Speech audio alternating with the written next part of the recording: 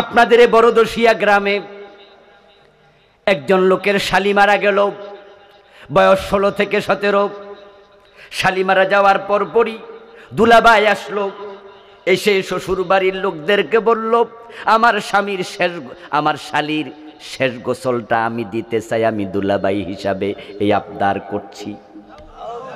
ওরে বাবা রে বাবা, অ্যাকশন শুরু হয়ে গেছে, মাঠ থেকে অ্যাকশন শুরু। নাউজুবিল্লাহ। সবাই বলবে যে কি কয় রে এই বদ্দার জামাই, তোমার শালির গোসল তুমি দিবা, কি খারাপ কথা। তোমার শালির গোসল দূরের কথা, শালির দিকে তো তোমার তাকানোই না জায়েজ। শরমিয়া সিনেমা কইরা টাকা কামাইছে, হে নায়িকা আবার হজে গেছে সিনেমার টাকা দিয়া। সিনেমার নায়িকা হজ করছে, এমন নায়িকা আসেনি? অনেক নায়িকা। আমাদের মৌসুমী ম্যাডামও নাকি আলহাজ, উনিও হজ করছে। কিছুদিন আগে দেখলাম যে টেলিভিশন সাক্ষাৎকারে ওনাকে সাংবাদিক প্রশ্ন করছে যে আপনার শেষ কয়টা ইচ্ছার কথা বলুন।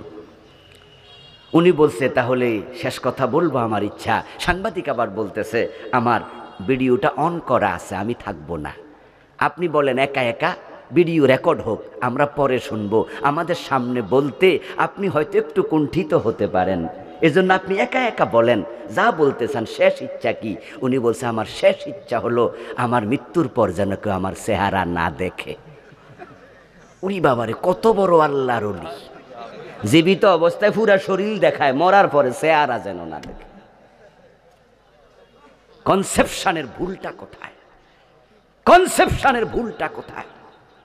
এই মহিলা আল্লাহকে ভয় যদি না করত, বিশ্বাস না করত, আখিরাতে জান্নাত জাহান্নাম আছে এই চিন্তা না থাকতো, তাহলে এই কথাটা বলতো না। চিন্তা আছে, কিন্তু চিন্তার মাঝে ভুল ঢুকেছে। ও বেটি, মরার পরে পর্দা ফরজ না, মরার পরে তোরে দেখা অন্যের জন্য হারাম, তোর আর হুকুম থাকে না, তোর শরীয়ত মরার আগেই, ঠিক কিনা? আমরা যখন মরে যাই তখন আমাদের দায়িত্ব শেষ। এখন আমারে গোসল দেয়া, আমার জানাজার নামাজ পড়া, আমারে কাপন দাপন করা, এগুলোকে আমার দায়িত্ব না জীবিতদের? আমার দায়িত্ব শেষ, আমার কাজ শেষ। উনি বলতেছে আমার মরার পরে যেন কে চেহারা না দেখে। আশ্চর্য হলাম, আরে মরার পরে পাবলিকে তোমার যদি চেহারা দেখে তোমার কোনো গুনাহ নাই, কারণ তোমার দায়িত্ব শেষ। কিন্তু জীবিত অবস্থায় দেখলে তোমার গুনাহ আছে না নাই? তাহলে পর্দাটা কখন দরকার? আর সে বলছে মরার পর। এই বুঝে শুধু মৌসুমী আফা একা নাই, এই বুঝে আমরাও আছি।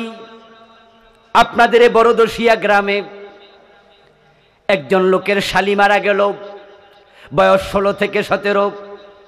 শালি মারা যাওয়ার পরপরই দুলাভাই আসলো, এসে শ্বশুর বাড়ির লোকদেরকে বলল আমার শালির শেষ গোসলটা আমি দিতে চাই, আমি দুলাভাই হিসাবে এই আবদার করছি। ওরে বাবা রে বাবা, অ্যাকশন শুরু হয়ে গেছে, মাঠ থেকে অ্যাকশন শুরু।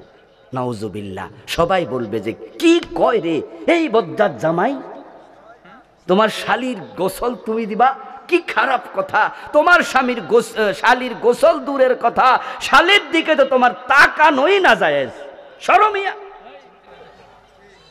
এবার জামাই দুলাভাই বলতেছে তাহলে গতকালকে যে মোটরসাইকেলের পিছনে শাড়ি লইয়া ঘুরছি তখন মাসলা কইছিল? দুলাভাইয়ের মোটরসাইকেলে শালি উইটটা এমনে দৌড়া থাকে, এমন ঘটনা বাংলাদেশে নাই। তো যখন দুলাভাই মোটরসাইকেলের পিছনে শাড়ি লইয়া এমন দপাইছে তখন গায়ে গায়ে ঘষা লাগছে না, ওটার কোনো গুনাহ হয় নাই। তো আজকে তাকাইলে গুনাহ, ঠিক না? কয় যে গোসল তো দূরের কথা, তাকাইলেও গুনাহ। তো গতকালকে যে ঘষা লাগছে তখন তোমাদের মাসলা কইছিল। নাউজুবিল্লাহ পড়ুন না, তোমরা তখন কোথায় ছিলা? কোথায় ছিলা তখন তোমরা? তাহলে আমরা মরার পরে মাসালা শুরু করি, ঠিক না? হ্যাঁ, দেখবেন যে জিন্দা থাকতে কোরআন শরীফ পড়ে না, মরার পর হুজুর আইনা কোরআন শরীফ পড়ায়। লাশের চারিপাশে বেশি করে পড়, খতম পড়ালা।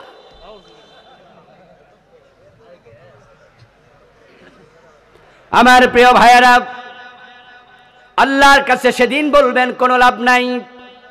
হারাম খাইতে খাইতে মরলেন, আপনার আমল কবুল হওয়া বন্ধ। হারামের হারাম ঢুকেছে কাপড়ে, নামাজ হবে না। প্রিয় নবীজি যাকারার রাজুলা একজন ব্যক্তির কথা স্মরণ করলেন, ইউতিলুস সাফারা, বললেন সে লম্বা সফর করে মক্কা এসেছে। কাতার থেকে, দুবাই থেকে, ইয়ামান, সিরিয়া থেকে 500 মাইল গোড়ায় চড়ে, ওটে চড়ে, পায়ে হেঁটে এসেছে আল্লাহর ঘরের সামনে।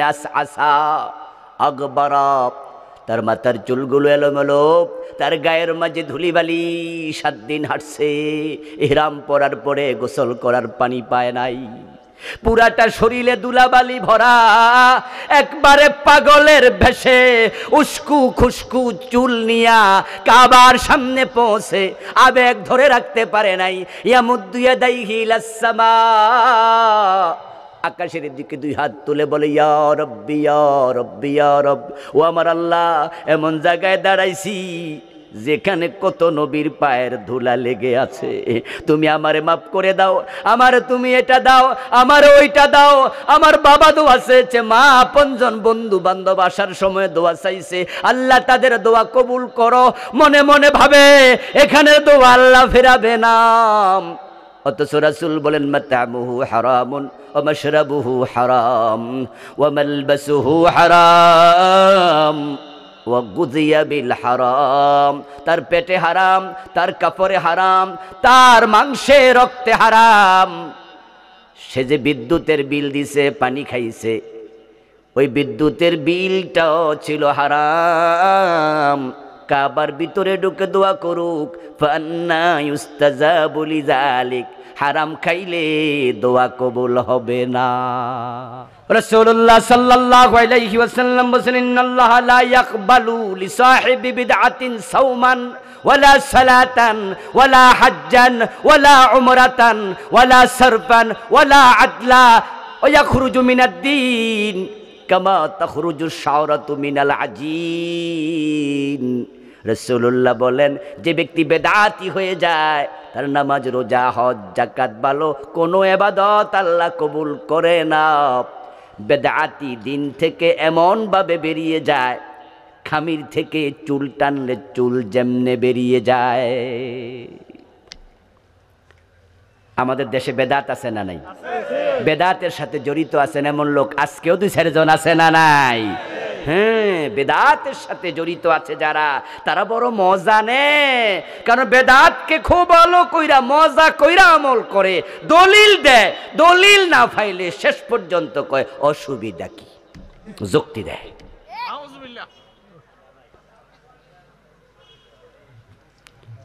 বেদাতি দিন থেকে বেরিয়ে যায় তেমন ভাবে যেমন খামির থেকে চুল বেরিয়ে যায়। কি চমৎকার উদাহরণ, কি চমৎকার উদাহরণ। মহিলারা রুটি বানানোর জন্য খামির বানাইলো আটা দিয়া, ওই খামিরের মাঝে তাকাইয়া দেখে একটা লম্বা চুল দেখা যায়। তখন চুল সহ রুটি বানায় নাকি? আস্তে করে টান দেয়। আপনারা বলুন তো, যখন টান দিল তখন কি চুলের সাথে কোনো আটা বের হয়েছে? আচ্ছা, চুলটা বের করার পরে কি কোনো সুরঙ্গ হয়েছে? কোন জায়গা দিয়ে চুলটা বাইর হয়েছে ভালো করে না তাকাইলে কি দেখা যায়? আরে ভালো করে চাইলেও মাঝে মাঝে বোঝা যায় না, বাইর হওয়ার পরে বোঝা যাচ্ছে না। কইছিল বেদাত ইসলাম থেকে এমন ভাবে বেরিয়ে যায়, সে বোঝেও না সে যে ইসলামে আর নাই। কি উদাহরণ! قال رسول الله صلى الله عليه وسلم حلت شفاعتي لأمتي إلا صاحب بدعة।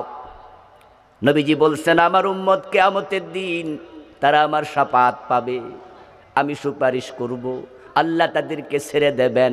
কিন্তু যারা বেদাতি তাদের জন্য সুপারিশের অনুমতি আল্লাহ দেবেন না।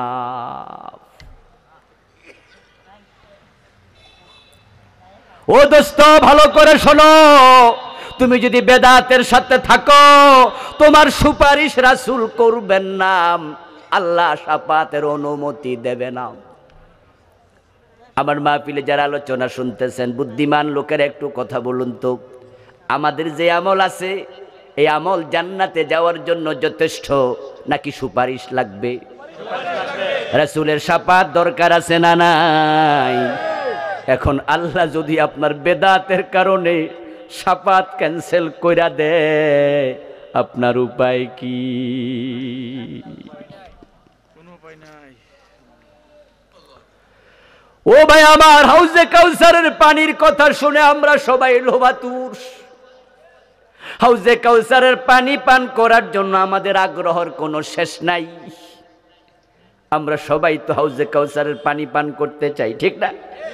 কি আগ্রহ আমাদের! কিন্তু রাসূলুল্লাহ বলেন, বেদাতীদেরকে আমি হাউজে কাউসারের পানি খাওয়াইতে পারবো না, আল্লাহ সেটা দেবেন না। আপনি সুন্নি নাম দিয়ে বেদাত করতেছেন, আর আমরা কইলে আমাদেরকে ওয়াহাবি বলে গালি দেয়, ঠিক না? গালি দিও না ভাই, গালি দিও না। আমরা তোমাদেরকে ভালোবাসি, কারণ তুমিও আমার ভাই। আমরা চাই তুমিও রাসূলের শাফাত পাইয়া জান্নাতি হও। আমরা চাই হাসরের ময়দানে তুমি এবং আমি, আমরা সবাই রাসূলের হাউজের পানি পান করব, ঠিক না? এজন্য তোমাকে বলছি, বেদাতি হলে রাসূল বলে আমার হাউজের পানি নাই, তো তোমার কি উপায়? আত্মসমালোচনা করো। সহিহ বুখারীতে এসেছে, রাসূলুল্লাহ সাল্লাল্লাহু আলাইহি ওয়াসাল্লাম বলতেছেন, আচ্ছা বুখারীর হাদিসের ব্যাপারে সুন্নি ওয়াহাবি বেদাতি সবাই তো মানে না হাদিস। বুখারীর হাদিস শুনলে আমরা বলি ও আচ্ছা বুখারীতে আছে, হ্যাঁ, আচ্ছা ঠিক আছে। আহলে হাদিস বলেন, হানাফি বলেন, ওয়াহাবি বলেন, সুন্নি বলেন, মাযহাবি বলেন, লা মাযহাবি বলেন, কিয়ামি বলেন, লা কিয়ামি বলেন, আলিয়া বলেন, কওমি বলেন, সবার কাছে বুখারী শরীফের গ্রহণযোগ্যতা সমান। যারা আলিয়া মাদ্রাসার হুজুর তারাও বুখারীর হাদিস দিয়ে দলিল দেয়নি? যারা কওমি মাদ্রাসার তারা দেয় না? যারা আমাদের দেশে গরম সুন্নি তারা দেয় না? আমরা যারা হালকা নরম সুন্নি আমরা তো দেই নাকি? মানে গরম সুন্নি নরম সুন্নি সবাই বুখারীর কাছে গেলে সবাই কয় ও আচ্ছা বুখারী, আচ্ছা বুখারীতে আসেনি। আমি সহিহ বুখারীর হাদিস শোনাচ্ছি, ক্বালা রাসূলুল্লাহ সাল্লাল্লাহু আলাইহি ওয়াসাল্লাম, আনা ফারতুকুম ইয়াউমাল কিয়ামাতি আলাল হাউজ। নবীজি বলছেন, আমি কিয়ামতের দিন তোমাদের সবার আগে হাউজে কাউসারের সামনে হাজির থাকবো। সুবহানাল্লাহ পড়েন। কয়েকটা জায়গায় রাসূল সবার আগে চলে যাবেন, তার মাঝে একটা হলো মিজান, একটা হলো ফুলসেরাত, আর একটা হলো হাউজে কাউসার। আল্লাহর হাবিব বলেন, আমি তোমাদের সবার আগে হাউজে কাউসারের সামনে চলে যাব, ওখানে গিয়ে আমার উম্মতকে হাউজের পানি পান করাতে থাকব। আমার উম্মতেরা যে একবার সেখান থেকে এক গ্লাস পানি পান করবে, লা ইয়াজমাউ আবাদা, কোনদিন আর পিপাসা লাগবে না। মা হুয়া শাদ্দু বিয়াদাম মিনাল লাবান ওয়া আহলা মিনাল আসাল। প্রিয় নবীজি বলছেন, ওই হাউজের পানি হবে দুধের চেয়ে সাদা, মধুর সে মিষ্টি, আতিয়াবু মিনাল মিস্ক, মিস্কের সে অধিক সুগন্ধিযুক্ত। এমন পানি পৃথিবীতে নাই। আমরা তো নিয়মিত পানি পান করি, পানির আলাদা একটা স্বাদ আছে, পানির মাঝে মধুর মতো মিষ্টতা নাই। পানির কালার একটা নিজস্ব কালার আছে, পানির কালার দুধের মতো নয়। পানির মাঝে কোনো নরমাল গন্ধ থাকে না, কিন্তু রাসূল বলে আমার হাউজের পানি এত ব্যতিক্রম, এটা দুধের চেয়ে সাদা, মধুর চেয়ে মিষ্টি, এটা মিশকে আম্বরের চেয়ে অধিক সুগন্ধযুক্ত হবে। আমার উম্মতেরা লাইন ধরে দাঁড়াবে, আল্লাহর ফেরেশতারা তাদেরকে হাউজের পানি বন্টন করতে থাকবে। তবে সেখানে কোনো যানজট লাগবে না, মানব জট লাগবে না। কি জানু কানুজুমিস সামাম, কারণ আমার হাউজের পেয়ালা হবে তত, আকাশে তারকা আছে যত। আমার উম্মত পানি পান করতে থাকবে, ইতোমধ্যে আমার কাছে একদল লোক আসবে, ইয়ারিফুনানি ওয়া আনা আরিফুহুম, তারা এসে আমাকে বলবে, রাসূল আমরা আপনার উম্মত, আমিও তাদেরকে উম্মত মনে করব, তাই আমি তাদেরকেও পানি দেওয়ার জন্য আগাবো।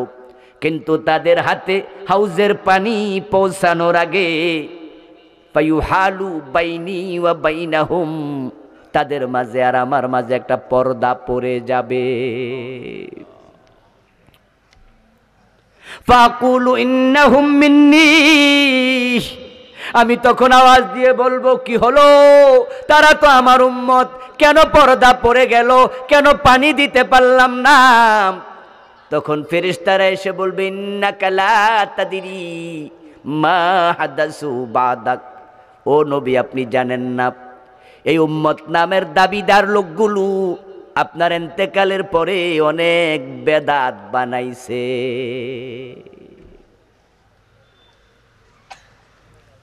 আল্লাহর নবী নামাজ শিখাইছে, আল্লাহু আকবার বলে নামাজ শুরু হবে, মনে মনে নিয়ত করবে। আর এই লোকগুলো আপনার ইসলামের মাঝে আঙ্গুল ঢুকাইয়া দিছে। তারা নাওয়াইতু আন উসাল্লি লিল্লাহি তাআলা আরবা রাকাত, তারা এই জাতীয় নিয়ত আরবিতে তারা বানাইছে। নবী মুহাম্মদ আপনি আজান শিখাইছেন হযরত বেলালকে, হযরত আবু মাহজুরা রাদিয়াল্লাহু তাআলা আনহুমা, এই দুইজন বড় বড় সাহাবীকে আপনি আজান শিখাইছেন। আপনার আজান শুরু হয়েছে আল্লাহু আকবার দিয়া, আর এই লোকগুলো আজানের আগে দুরূদ শরীফ ঢুকাইয়া দিছে। ও রাসূল আপনি ঈদ করেছেন দুইটি, ঈদুল ফিতর, ঈদুল আজহা, আর তারা নিজেরা ঈদে মিলাদুন নবী বানায়া স্লোগান দিছে সকল ঈদের সেরা ঈদ ঈদে মিলাদুন নবী। ও নবী আপনার ইসলামটাকে তারা ওলট পালট করে দিছে। আপনি রেখে এসেছেন ইসলাম, আপনার ইসলামে ছিল চোর ধরে হাত কাটো, আর তারা 54 বছর দেশ চালাইছে মুসলমান, একটাও চোরের হাত কাটে নাই। আপনার ইসলামের মাঝে ছিল জেনা করলে 100 বেত লাগাও, বিবাহিত হলে পাথর মারো। তারা 54 বছর দেশ চালাইছে বাংলাদেশ, একটা জেনাকারীর বিচার কোরআনের আইনে করে নাই। আপনার ইসলামে ছিল মদ পান করলে 80 বেত লাগাতে হবে। তাদের দেশে হেরোইন, ফেনসিডিল, ইয়াবা, প্যাথেডিন, আরো কত মাদক খাইছে মানুষ। আপনার হাদিসের আলোকে তারা এই বিচার একদিনও করে নাই। আপনার ইসলামটাকে লোকগুলো বিকৃত করে ছেড়ে দিয়েছে। রাসূল বলেন আল্লাহ পর্দা ফেলে দেবে এমন মানুষকে হাউজের পানি পান করতে আল্লাহ দেবেন না। আমার সামনে আপনারা যারা আছেন, হাউজে কাউসারের পানি খাইতে হলে বেদাত করা যাবে, ইসলামের বিধানের বাহিরে যাওয়া যাবে। আমরা যখন বলি চোর ধরে হাত কাটতে হবে, তখন তো আপনাদের কাছে মনে হয় আমরা রাজনীতি করতেছি। যে হুজুরদেরকে দাওয়াত দিয়ে আনছিলাম তাফসির মাহফিলে, হুজুরদের সারাদিন শুধু রাজনীতি করে গেছে। রাজনীতি, কোরআন শরীফ ক্ষমতায় নিতে হবে, চোর ধরে হাত কাটতে হবে। এত চোর ধরে হাত কাটার শখ কেন হুজুরের? ও দোস্ত, চোর ধরে হাত কাটা এটা নফল না ফরজ? এটা শুধু রাজনীতি না, ইবাদত। তো রাসূলের ইসলাম তুমি উল্টা চলবা কিভাবে? তোমাকে তো রাসূল হাউজের পানি দেবে না সেদিন, কেমনে জান্নাত পাবে? এই জন্য আমাদের রাজনীতি নিছক রাজনীতি না। আমরা পেটের ধান্দায় রাজনীতির কথা বলি না, আমরা পকেট ভারী করতে রাজনীতির কথা বলি না। গত 5 বছরে যারা কোরআনের রাজনীতির, গত 5 মাসে যারা কোরআনের রাজনীতির কথা বলে, 1 টাকা চাঁদাবাজি করেছে প্রমাণ পাবেন না। গত 15 বছর চাঁদাবাজি ছিল কিনা? কথা বলবেন না। গত 15 বছর চাঁদাবাজি ছিল কিনা? এই 15 বছর যারা চাঁদাবাজি করেছে তারা কি এখন ক্ষমতায় আছে? ওরা কি বাড়িতে ঘুমাচ্ছে না দরুর উপরে আছে? কিন্তু এই 5 মাসে ওরা তো নাই। তাহলে সাদা কি বন্ধ আছে না সাদা চলমান? তো সাদা তুলতাছে কেডা? তাহলে আরেক দল আছে না নাই? আরে কইলে তো খেপা যায়, গায়ে আগুন লেগে যায়। আমাদের মিজান আজহারি ভাই বলছিল এক মাহফিলে, এক দল আগে খাইছে, আরেক দল নতুন করে খাওয়ার ধান্দা করছে, ওদের গায়ে আগুন লেগে গেছে। তোমাদের কি নাম লইছিল? তো তোমার গায়ে আগুন লাগে কেন? উনি তো কারো নাম লয় নাই, আগুনটা লাগলো কেন গায়ে? আমরা বাস্তবতা দেখতে পাচ্ছি। চাঁদাবাজি বাংলাদেশে বন্ধ হয়নি, টেন্ডারবাজি বন্ধ হয়নি। ছাত্ররা 2000 প্রাণ দিয়েছে। এই দেশের বৈষম্য দূর করে আমরা ছাড়বো ইনশাআল্লাহ। আমরা পেটের চিন্তা রাজনীতি করি না, রাজনীতির কথা বলি না। আপনাদের কাছে আমার জিজ্ঞাসা, রাসূলুল্লাহর জীবনে রাজনীতি আছে না নাই? প্রিয় নবী সাল্লাল্লাহু আলাইহি ওয়াসাল্লাম 10 বছর মদিনা চালালেন কোরআন দিয়ে। তাহলে আমাদের বাংলাদেশটা আমরা একদিনও কোরআন দিয়ে চালাইতে পারলাম না। আমরা কোরআনওয়ালারা কোরআন দিয়ে দেশ চালানোর কথা বলবই, থামাতে পারবা না। ভালো লাগলেও বলবো, ভালো না লাগলেও বলবো। এদেশের নাগরিক, আমাদেরকে বলতে দিতে হবে। জেলে দিলে সেখানে গিয়েও বলবো। প্রিয় নবী বলছেন, ফাকুলু সুকান লিমান গায়্যারা বাদি। যখন ফেরেশতারা বলবে ইয়া রাসূলুল্লাহ, এগুলো সুবিধাবাদী, আপনার ইসলামকে তারা বিকৃত করেছে, যাহা ছিল না তাহা বানাইছে, আর যাহা ছিল তার কিছু কিছু বাদ দিছে। আমি যে 2-3টার কথা বললাম, এই মাত্র 2-3টার কথা বললাম যে এগুলা বেদাত, মাত্র 2-3টার কথা বললাম। তো আপনি জিকির করছেন, জিকিরের মাঝে রাসূলের সিস্টেম আপনি চেঞ্জ করছেন। বেদাত মানে কি? হিয়াল ইবাদাতুল মুহদাসা মা লাম তাকুন ফি জামানিন নবী ওয়া আসহাবি। বেদাত হচ্ছে এমন ইবাদত বানানো যেটা রাসূল এবং সাহাবাদের জামানায় ছিল না। রাসূল কি জিকির করেন নাই? কথা বলেন না ভাইয়েরা? জিকির শিখান নাই? জিকিরের শব্দগুলো কোরআন হাদিসে নাই? আল্লাহ তাআলা শিখিয়েছেন রাসূলকে, উযকুরুল্লাহা কামা আল্লামাকুম। ও দুনিয়ার মানুষ, তোমরা জিকির করো আল্লাহর সেভাবে যেভাবে তিনি তোমাদের শিখিয়েছেন। আল্লাহ রাসূলকে শিখালেন, রাসূল আমাদের শিখালেন।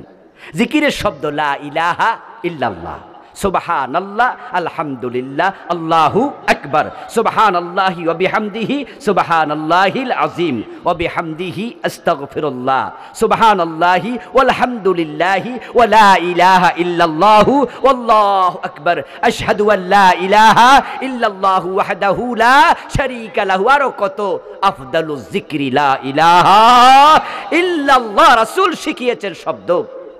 কিন্তু রাসূল জীবনে কি ইল্লাল্লাহ একদিনও জিকির করেছেন? করেন নাই। তা আপনি পাইলেন কই? এটা আপনার বানানো, এটাই বেদাত। এটা আপনার পীরের বানানো, এটা বেদাত। রাসূলুল্লাহ সাহাবীরা জিকির করতে করতে বাসার আগে কয়দিন উঠছে? তা আপনি লাপালাপি করেন কেন? রাসূলুল্লাহ জিকিরের সময় কি ঢোল বাজাইছে? কথা বলেন না কেন? তবলা বাজাইছে? চুল ছাইরা দিয়ে নাচছে? হম হম হম হম করছে? ইলখা ইলখা ইলখা কি কি জিকির এটা? এমন কিছু জিকির আছে যেগুলা দেখলে যারা কাফের, ইসলাম বিদ্বেষী নাস্তিক, তারা জিকির নিয়ে ট্রল করে। আমার মনে ইসলামকে আপনি বিকৃত করেছেন, আপনি বেদাতি। বলতে পারেন রাসূলুল্লাহর জন্মদিবসে একটা ঈদ করলাম, অসুবিধা কি? আজানের আগে দুরূদ শরীফ পড়লাম, অসুবিধা কি? আমার দোস্ত, আমি বলছি অসুবিধা কিচ্ছু আমার নাই, কিন্তু আল্লাহর ইসলামের বড় ক্ষতি হয়ে যাবে তোমার বেদাত। কারণ যদি উনি বানায় 10টা, আমি বানাই 10টা বেদাত, স্যারে বানায় 10টা বেদাত, রফিক ভাই বানা 10টা বেদাত, এরকম যদি আমরা অসুবিধা কি এই যুক্তি দিয়া বেদাত বানাতে থাকি, 10-20 বছর পরে আসল ইসলাম খুঁজে পাওয়া যাবে না।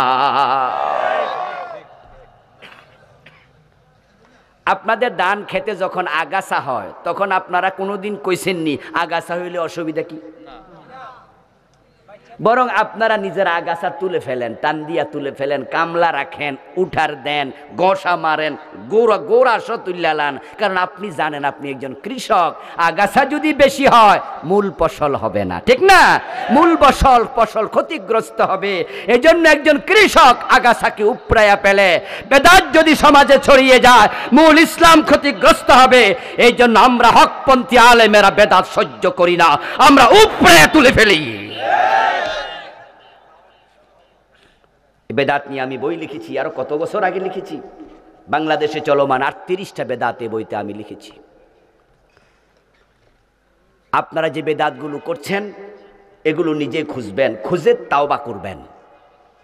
আল্লাহ তাওবাকারীদেরকে ভালোবাসে, ঠিক কি না? কুফর, শিরক, নিফাক যদি কলবে থাকে ঈমান শেষ। বাংলাদেশে কুফর আছে না নাই? অভাব নাই। রাষ্ট্র কুফর প্রমোট করে। গত 15 বছরে আমাদেরকে আলেম ওলামাদের ওয়াজ মাহফিল যদি না থাকতো, অধিকাংশ মানুষকে সরকার নাস্তিক বানায় ছেড়ে দিত, কাফের বানায় ছেড়ে দিত।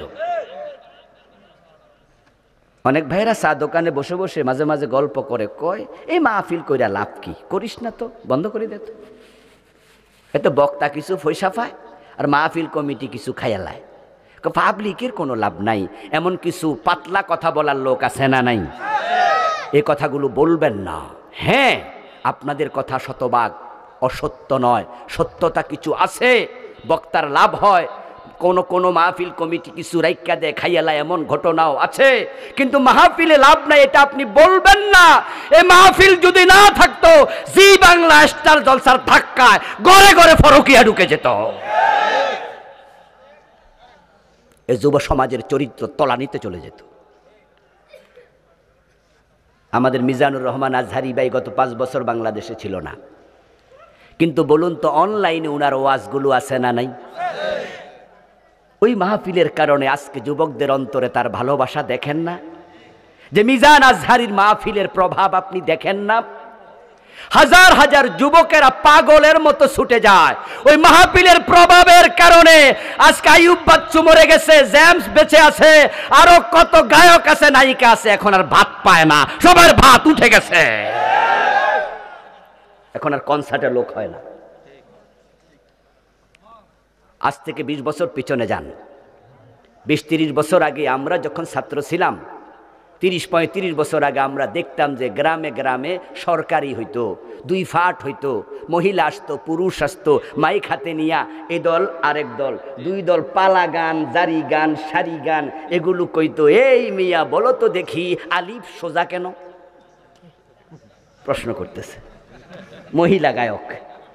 এখন পুরুষ গায়ক উত্তর দিচ্ছে এবার মাইক হাতে নিয়ে, আচ্ছা এই কারণে আলিফ সোজা, তুমি বলো তো বা বাঁকা কেন? আর শ্রোতারা তো বলতো, দেখছুনি কত বড় বড় আলেম আমাদের সামনে আইছে, আলিফ সোজা কেন, বা বাঁকা কেন? কত গান হতো, জারি গান, সারি গান। আপনাদের কাছে জবাব চাইবো, এখন কি সেগুলো আছে? আলহামদুলিল্লাহ, এই মাহফিলের ধাক্কাতে সেগুলো উপড়ে গেছে। মিজানুর রহমান আজহারি ভাইয়ের ওয়াজে মানুষের ঢল নাপছে। একটু কল্পনা করুন তো, আল্লামা সাইদি যদি বেঁচে থাকতেন আর আল্লামা সাইদির মাহফিল এখন হতো, তাহলে তো বাংলাদেশে কোনো মাঠ খুঁজে পাওয়া যেত না। 2023 সন জানুয়ারির প্রথম দিন গত সরকার বই মেলা করলো, বই উৎসব করলো, ছাত্রদের হাতে বই দিল। কলেজে, আপনার হাই স্কুলে 1 থেকে ক্লাস 10 পর্যন্ত বই বিতরণ হলো। আমরা বই পাওয়ার পর দেখি সিলেবাসে তারা কুফরি ঢুকাইয়া দিছে। ক্লাস 6-এর বইতে বিবর্তনবাদ ঢুকাইছে। তারা রাউন্ড করে ছবি দিছে, মানুষ মানুষ মানুষ মানুষ, একবার উপরে দিছে বান্দর। তারা সেখানে বুঝাইছে যে মানুষ একসময় কি ছিল? আপনারা কি শোনেন নাই? এই থিওরি দিয়েছে ডারউইন নামে একজন নাস্তিক। আল্লামা সাইদি রহমতুল্লাহ আলাই তিনি বলেছেন এ বিষয়ে কত কথা। কুমিল্লা টাউন হল ময়দানও তিনি বলেছিলেন যে এই থিওরি লেখার আগে ডারউইন যে কি পরিমাণ খাইছিল আল্লাহ জানে। এবং তিনি মন্তব্য করছেন, হয়তো যা খাইছিল এটার মেয়াদ ছিল না, মেয়াদ উত্তীর্ণটা খাইছে। না হয় মানুষ বান্দর ছিল, তার মাথায় ঢুকলো কেমনে? আচ্ছা, মানুষ যদি বান্দর থেকে আসে, পৃথিবীতে এখনো বান্দর আছে না নাই? তো হে আনতে কিছু মানুষ হইতো না? কোন বান্দর মানুষ হইতে শুনছেন? বান্দরের সাথে মানুষের চরিত্রের কিছু মিল আছে, চেহারার কিছু মিল আছে। আচ্ছা, পাবদা মাছের সাথে কি বোয়াল মাছের মিল নেই? তাই বলে যদি কেউ বলে যে বোয়ালের পূর্বপুরুষ পাবদা মাছ, এটা কি হইল? আন্দাজা কথাবার্তা আর কি। কোথাকার কোন ডারউইন এটা বলেছে, বলুক, আমাদের কিচ্ছু আসে যায় না, আমরা এগুলা নিয়ে মাথা গামাইনি। কারণ এগুলো ইউনিভার্সিটির সিলেবাসে পড়াইতো কোনো কোনো জায়গায় একবারে উপরের ক্লাসগুলোতে। আমরা জানতাম যে দর্শন বিভাগে এগুলো পড়ায়, পড়াজ্ঞা, কারণ আমাদের বাচ্চারা ইউনিভার্সিটি যখন পড়ে তখন তারা অ্যাডাল্ট হয়ে যায়, বড় হয়ে যায়, বোঝে। ইউনিভার্সিটির যে টিচার পড়ায় ওই বেটাও বোঝে যে এটা ফাও থিওরি, সিলেবাসে আছে, জাজ্ঞা পড়াই।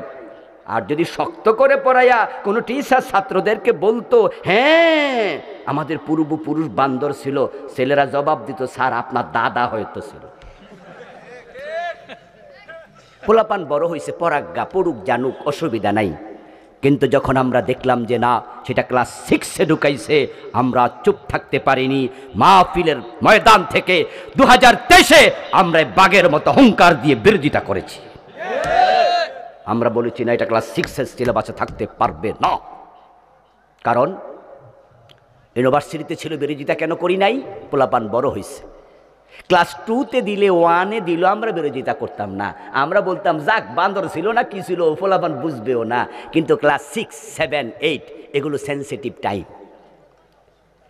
ওই ক্লাসের পোলাপান এডাল্ট হয় না, আবার একবারে ছোট্ট বাবুদের মতো অবুঝও থাকে না, মোটামুটি হালকা হালকা বোঝে। তো টিচার যখন তাদেরকে পড়াবে, বুঝাবে, তারা ক্লাসের বইয়ের কথাকে কোরআন হাদিসের মতো বিশ্বাস করবে। হতে পারে তারা বিশ্বাস করে ক্লাস 6-এ বেঈমান হয়ে যাবে। মাহফিলের ময়দান আল্লাহর রহমত। তখন তো মিছিল, ইসলামী দলগুলো মিছিল করতে পারে না, মিটিং করতে পারে না, বক্তৃতা দিতে পারে না। সব ইসলামী দলের নেতারা জেলখানায়। কথা কে বলবে? আমরা আলেমরা এই মাহফিলের ময়দান থেকে কথা বলেছি। আমাদের ধাক্কায় সরকারকে কমিটি করতে হয়েছে। সাবেক শিক্ষামন্ত্রী দীপুমণি কমিটি করার পরে কমিটির রিপোর্ট দেখে পরবর্তীতে সার্কুলার জারি করেছে যে না, এটা বাংলাদেশে পড়ানো যাবে না। ওই অংশ স্থগিত করা হয়েছে। রাষ্ট্রকে পরি সাপ্লাই দেয়। এবার 2024 আবার জানুয়ারির 1 তারিখে বই দিল। সে বইতে দেখি তারা ক্লাস 6-এ, ক্লাস 7-এ নতুন করে আরেক কুফর সাপ্লাই দিছে। ওটা হলো শরীফ শরীফার গল্প, LGBTQ, নতুন করে সমকামিতার নতুন ভার্সন ঢুকিয়ে দিয়েছে। কোনো ছেলে তাকে মেয়ে মনে করবে, সে মেয়ে। কোনো মেয়ে তাকে ছেলে মনে করবে, সে নাকি ছেলে। এই মিয়া, ছেলে এবং মেয়ে কে বানিয়েছে? সবাই একটু বলুন না, কে বানিয়েছে আমার ভাইয়েরা? তো আল্লাহ আপনার ছেলে বানাইলে আপনি নিজেকে মেয়ে মনে করার অধিকার আপনারে দিল কে? বরং ইসলাম বলেছে কোন ছেলে মেয়ের পোশাক পরবে না, কোন মেয়ে ছেলের সুরত ধরবে না। বরং রাসূল বলছে যে মেয়ে ছেলের বেশ ধরে, যেই ছেলে মেয়ের বেশ ধরে, তাদের উপর আল্লাহর লানত, আল্লাহর লানত। যেখানে একটা ছেলে মেয়ের মতো পোশাক পরা নিষেধ, সেখানে একটা ছেলে নিজেকে মেয়ে বলে কেমনে? যদি সমাজে কালচারটা চালু করা যায়, তাহলে আল্লাহর দেয়া সিস্টেমটা ভেঙ্গে চুরে তছনছ হয়ে যাবে। এটা সিলেবাসে ঢুকাইছে। আমাদের সিলেবাসের মাঝে শিরকি স্লোগান ঢুকাইছে। ধর্ম যার যার, উৎসব সবার। এই শিরকি স্লোগানটা সিলেবাসে আছে না নাই? প্রাইমারি সিলেবাসে খোঁজেন, এখনো পাবেন। আল্লাহর সিলেবাস, আল্লাহর কোরআনে হলো লাকুম দীনুকুম ওয়ালিয়া দীন। তোমার ধর্ম তোমার, আমার ধর্ম আমার। এটা হলো আল্লাহর শিখানো স্লোগান। ধর্ম যার, উৎসব শুধুই তার। কিন্তু হিন্দুদের সাথে ভালোবাসা রাইখা তাদের ভোট পাওয়ার জন্য তাদের দুর্গা পূজার সময় স্লোগান বাংলাদেশে প্রমোট করেছে। বড় মুনাফিকি করেছে রে আমাদের সাথে। 15টা বছর বড় মুনাফিকি করেছে। 500-র মতো মডেল মসজিদ বানায়াম বাংলাদেশের লোকদের বুঝাইছে তারা ইসলামের পক্ষ শক্তি। আবার মুসলমানের বইতে, মাদ্রাসার বইতে দোতরা ঢুকাইছে, তবলা ঢুকাইছে। মাদ্রাসার ক্লাস 6-7-এর বইয়ের মাঝে হাফ প্যানওয়ালা মাইয়ার ছবি ঢুকাইছে। মাদ্রাসার বইতে মন্দিরের ছবিও ঢুকাইছে। দাদা বাবুদেরকে বুঝাইছে তোমাদের মন্দির মাদ্রাসায় ঢুকাইছি, তোমরা আমাদের সাপোর্ট করো। আর 500 মডেল মসজিদ বানায় আমাদের বুঝায় আমরা মসজিদ বানাইছি, তোমরাও সাপোর্ট করো। দুই দিক থেকে সুবিধা নিতে চাইছে। অথচ তারা জানে না 2 নৌকায় পা দিলে ডুবে মরা লাগে, তাই রক্ষা হয় না, এখন ডুবে মরছে।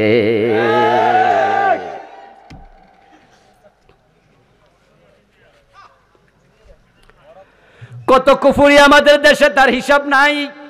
এ নিয়ে আমি বই লিখেছি। আমার লিখে বইতে আমি 56টা কুফরি লিখছি। শিরিক লিখছি বাংলাদেশে চলমান 29টা। আমার লিখা 8টা বই আছে, বইগুলো পড়বেন, উপাদেয় প্রয়োজনীয়। আলহামদুলিল্লাহ। পরিবার নিয়ে লিখেছি, মিরাজ নিয়ে লিখেছি, সলাত নিয়ে লিখেছি। আমার ভাইরা নিফাক লিখেছে, নিফাক, অন্তরে নিফাক থাকলে ঈমান শেষ হয়ে যায়। কুফরিগুলো চিহ্নিত করেন, থাকলে তাওবা করেন। শিরিক চিহ্নিত করেন, থাকলে তাওবা করেন। নিফাক থাকলে চিহ্নিত করেন, থাকলে তাওবা করেন। হারাম খান কিনা ভাবেন, থাকলে তাওবা করেন। বেদাত আছে কিনা ভাবেন, তাওবা করেন। তাওবা করে মরলে আল্লাহর জান্নাত মিলবে। আল্লাহ তাআলা আমাদের সকলকে ঈমান আমল নিয়ে দুনিয়ায় বেঁচে থেকে কালেমা পড়তে পড়তে মরার জন্য কবুল করুন। সবাই বলেন আমিন। হাযা মা ইনদি ওয়াল ইলমু ইনদাল্লাহ আলাইহি তাওয়াক্কালতু ওয়া ইলাইহি উনীব।